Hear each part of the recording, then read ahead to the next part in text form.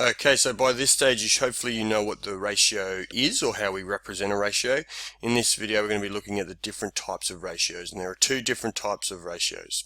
Okay, I'm going to use this example here. The first type of a ratio is what we call a part ratio.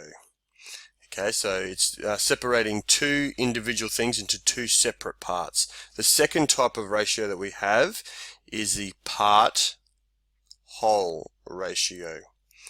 Okay, so I'm going to give you two examples of that, and we're going to use this simple question here.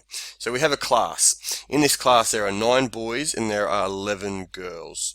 Okay, so we're going to be able to separate this into the two different types of ratios. Now the first one is a part ratio. So what that means is that you separate the total and you separate into the two individual parts. And now that's pretty easy in this regard. So the question might be, what's the ratio of boys and girls? So this is going to be two parts of the whole.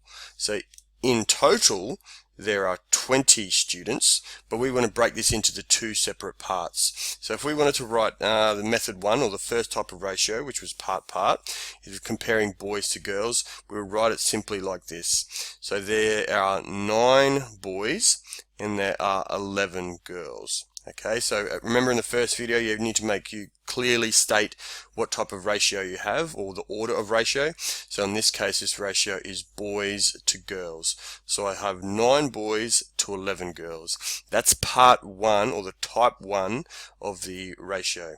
The second type, and I'll draw this one down here, is where you have a part of a whole.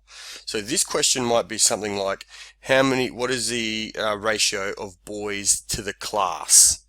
Okay, so it's not comparing boys and girls, it's comparing boys, the part, to a whole, which would be the total number of students in this class. So the way that I'll do a part whole ratio would be simply this. There are 9 boys to 20 students. Okay, so this second one here is a part whole. This first one over here is a part. So make sure you know how to separate those two types of ratios. And remember, it's very important that you explain specifically what type of ratio you have. So you need to state what each section is in order for us to understand what you're doing in regards to ratios. So next video we're going to look at equivalent ratios and sort of how we can compare them from there. Thanks guys.